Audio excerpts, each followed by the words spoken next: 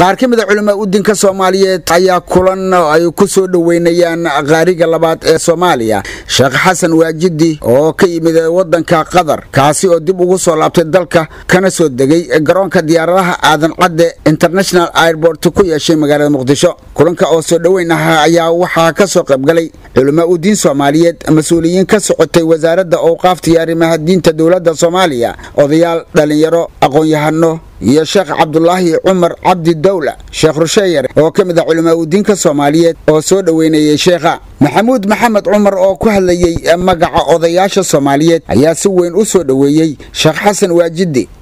sidan annagu aan qabno ayaan ku soo dhaweynay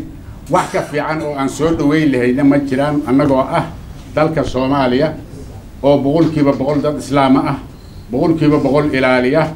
diinta islaamka dadka aad ugu dheer aan ka mid nahay dad islaam ah oo muslina ah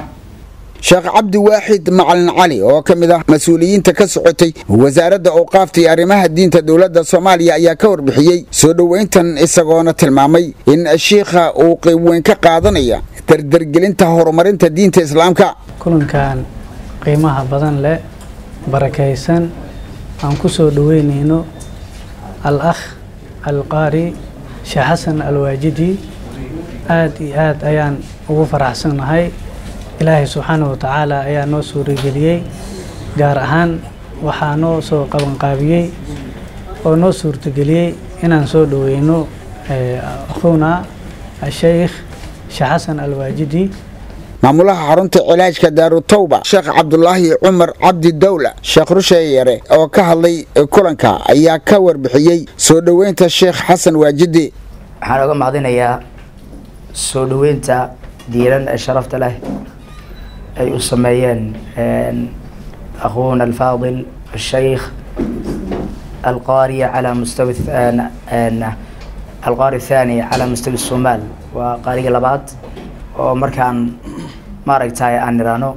لك الصومالي ذا وقاري لبات باندي كان حقيقة وأنا سودوين مقالة مقدشة أن كون سودويني وكغي متسفر ودنك dibadiisi khaasatan wadanka Qatar Sheekh Xasan Waajidi oo ka mid ah culimada udinka Soomaaliyeed ahna qaariga labaad ee Soomaaliya ayaa ka mahad celiyay soo dhaweynta loo sameeyay wuxuuna tilmaamay in muxaadarooyin lagu wacyigelinayo bulshada sidii loo xoojin lahaa barashada diinta islaamka uu qaban doono waxaan kaloo rabaa inaan u mahad celiyo insha Allah ta'ala wasaaradda al-awqaaf wa shu'uun ad-diiniyya Sheekh Abdul Waahid oo runtii wasaaradda matalo asana oo mahadalna insha Allah ta'ala dadka lama soo koobi karo hebel ma dhihi karo kulligood insha Allah ta'ala dadkii meeshan soo xaadiray mas'uuliyiinta magacyadoodan kala garanin xildhibaanada iyo odayaasha dhaqanka runtii aad u qiimo badan iyo